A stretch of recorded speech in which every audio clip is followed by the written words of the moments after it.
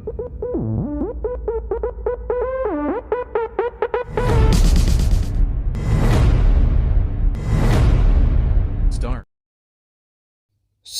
न्यायालय और उच्च न्यायालयों के महत्वपूर्ण फैसलों का हिंदी अनुवाद सर्वसुलभ कराने के लिए सर्च इंजन और एक ऐप बनाने की प्रक्रिया शुरू होना स्वागत योग्य तो है, लेकिन इसका सीमित महत्व ही है।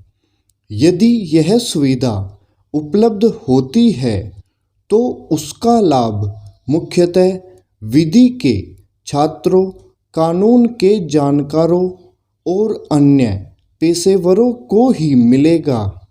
निसंदेह इससे वे लाभान्वित होंगे, लेकिन आज आवश्यकता यह है कि आम जनता को उसकी भाषा में न्याय उपलब्ध हो।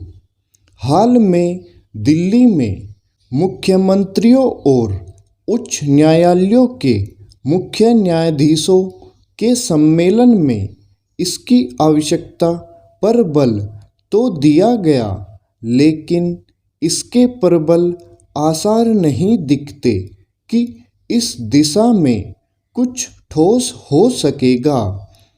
इसका एक बड़ा कारण तो सर्वोच्च न्यायालय के मुख्य न्यायाधीश की ओर से भी यह कहना है कि इसमें कुछ व्यावहारिक समस्याएं हैं।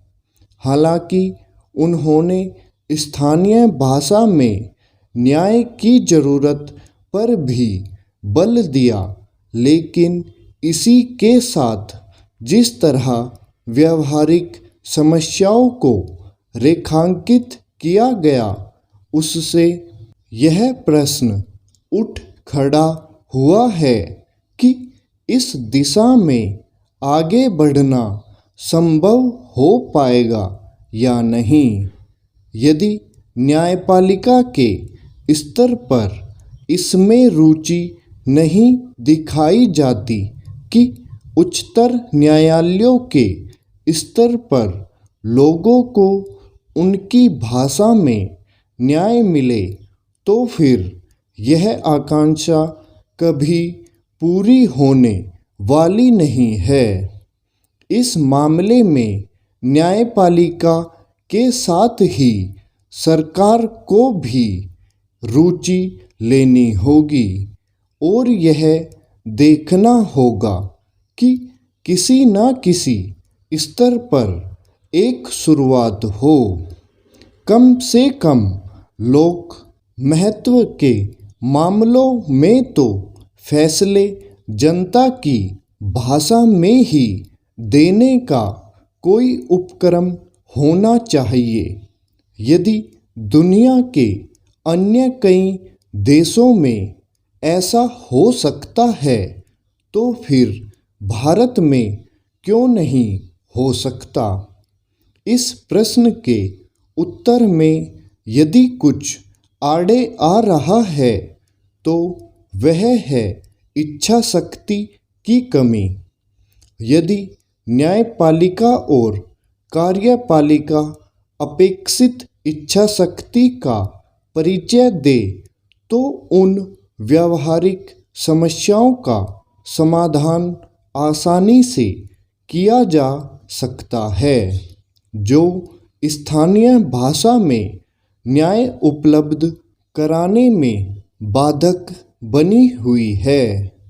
इच्छा शक्ति का परिचय केवल लोगों को उनकी भाषा में न्याय उपलब्ध कराने में ही देने की आवश्यकता नहीं है।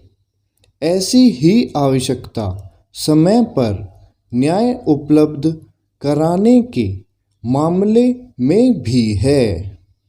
यह ठीक नहीं कि निचली अदालतों से लेकर उच्चतर न्यायालयों में लंबित मुकदमों का बोझ बढ़ता ही चला जा रहा है।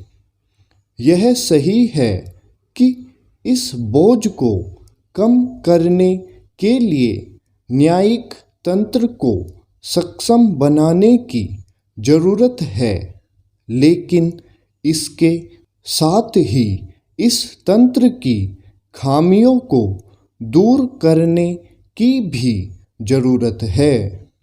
इसकी अनदेखी नहीं की जानी चाहिए कि इन खामियों के कारण ही छोटे छोटे मामलों में तारीख पर तारीख का सिलसिला कायम हो गया है।